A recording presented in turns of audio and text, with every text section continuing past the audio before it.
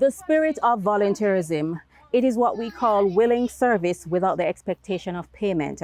And it has been sweeping this little land we love, particularly since the passing of Hurricane Melissa. As most of you would know by now, while some of us were spared her wrath, the western region wasn't.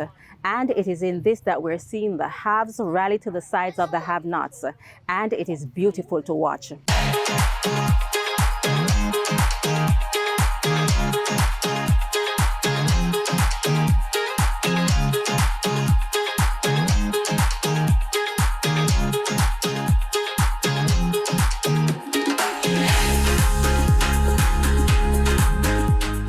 With the passage of the hurricane, many families across Jamaica saw their lives turned upside down.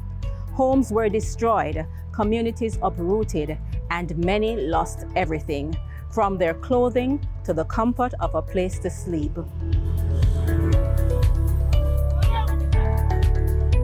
And in the midst of all that loss, there are the students. With schools damaged or completely gone, they have lost their routine, their learning, and their sense of stability. But as Jamaicans continue to rally by their sides, there is a spark of hope. With the launch of the YCATS Mobile Resource Center, education is literally being brought back to their doorsteps, restoring not just lessons, but confidence, connection, and a sense of normalcy as our young people begin to rebuild their lives. Established 2 years ago to help fill the gap in the education of young children, on learning about the devastation in the West, the organization quickly sprang into action. A mobile resource center was launched in Black River, where many young people have not been going to school on account of the devastation caused by the hurricane. I came here first, and when I saw the situation, I said, well, this is a need, another need that we saw, and we decided to action it. I went to Matthews and Clark and I proposed the idea to them. They were very excited to come on board, and since then they have been with us. Even before that, they were with us, and they have continued with us.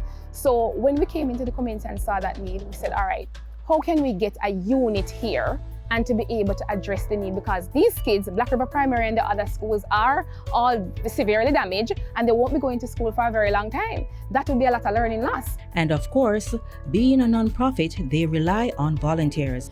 And so when volunteers like Claudine Grant and Natasha Headley, an early childhood teacher and a guidance counselor, heard about the initiative, they found it imperative to participate, although they too have suffered because of the hurricane. With their help and others, positive change is happening. The previous location that we have, the first day we started out with 4 kids. Then it started with 7. Then at the end of the day, we had 70. The second day, we had 120. The third day, we had approximately 170 children showing up at that location. That shows that this is very, very important. It's important for the community, but it's also important for the children. And that was significant for us.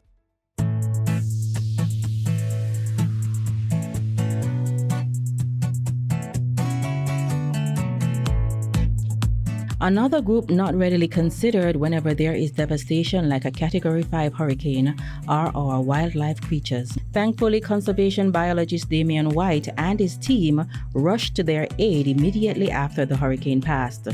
What they discovered was that with the trees damaged, bird populations too were affected. So we had to go, take off the branch, clean up some of the birds and release. At one of these nests that have several hundred palm leaf living, we got approximately 160 died. So it had direct impact on birds that nest in trees. The second thing that happened was we noticed birds like parrots, baldplate, parakeet are now coming closer to people. They're on the ground, one, looking for food. They're also looking for water, and they would never come close to people. This nest dropped and killed several of the birds. And so we have here a nest. Several of the birds got crushed.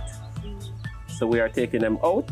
But some were saved. And some were saved. We got maybe 4 adults that flew out after we take out the foliage, and we're making a makeshift nest right here where we have several juvenile that we are trying to make them dry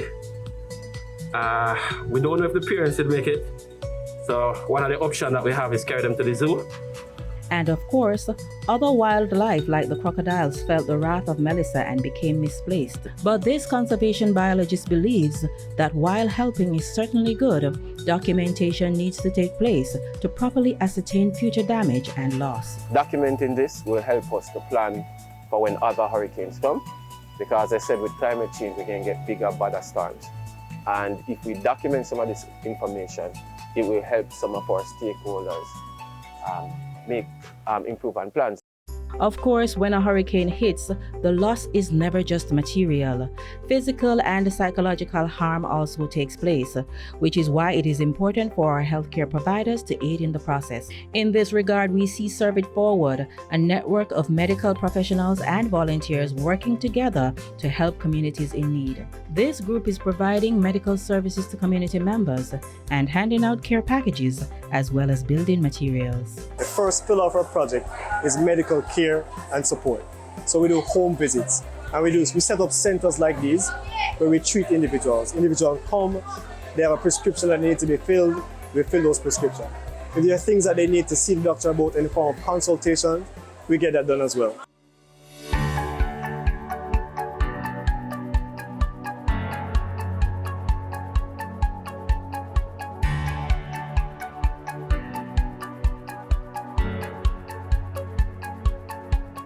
After the devastation of Melissa, many Jamaicans ran to the western side of the island, bringing thousands of relief supplies. Among them was CM Recycling Limited, whose visit saw them going with trucks filled with water, food items, clothing, and building materials. In such a devastation, the people needed hope.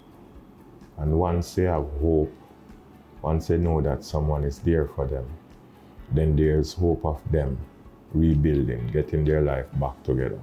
If they are there suffering and there's no hope, there's no one there, then it is going to make the process a bit harder. But there's hope for them, and we bring hope to them. We didn't just bring care packages, we bring hope. We bring them assurance that we will be there with them for the long haul. So don't think that there is nothing you can do to help. You may help by talking with someone falling into depression about what they've been through. You may help by using your skills, aid in the rebuilding process. And as countless others have done, you may give what you have. It is important to note that there is a national registry of volunteers to provide coordinated support. If you are interested in helping, you may visit supportjamaica.gov.jm. And remember, it's about service. It's about sacrifice and the belief that helping one person strengthens us all.